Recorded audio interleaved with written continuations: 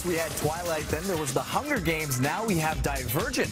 The hotly anticipated action adventure is expected to wipe out the competition at the box office this weekend, largely in part to a legion of young fans. Divergents threaten the system.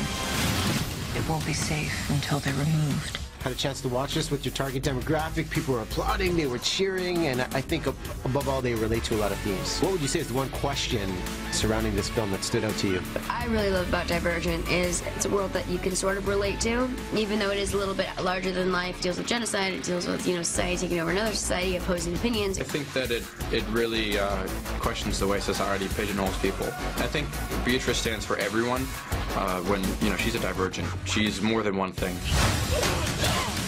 I'm sure you've heard the comparison to Hunger Games to Twilight. When you look at this and when we speak about fears, do you have any fear about the Fame game? A little bit. I mean, it's yeah, of course it's daunting, it's scary. I don't fear anything about the process. I don't pay attention to any of that external stuff, like the articles and the words, none of my business what other people think of me.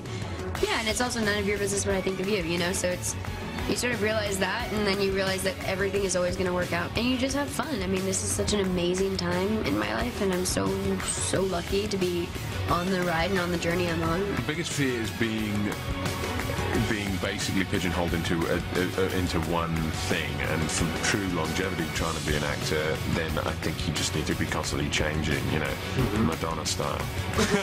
It's there, but it's not something that I pay too much attention. I don't think Jai has too much to worry about after watching his performance. Yeah. But I'm excited for all the attention that's going to come, all of the fan mail. Yeah. I'm excited for that. All of my life I've lived by your rules.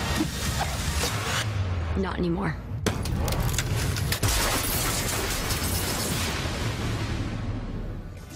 And from one future blockbuster to another, A-listers brought a little Americana to the UK last night.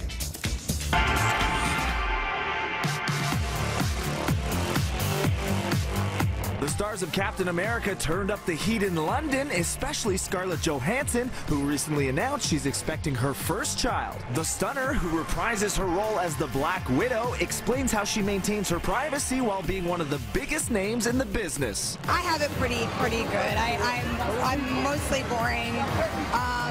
I try to, kind of avoid the spotlight as much as I can, although here tonight it's pretty outrageously glaring, but in a very great way. The actress takes fame in stride, but Captain America himself, Chris Evans, doesn't appear as well adjusted to the success attached to the Marvel franchise. This is the stressful part. This is the responsibility. This is what brings anxiety.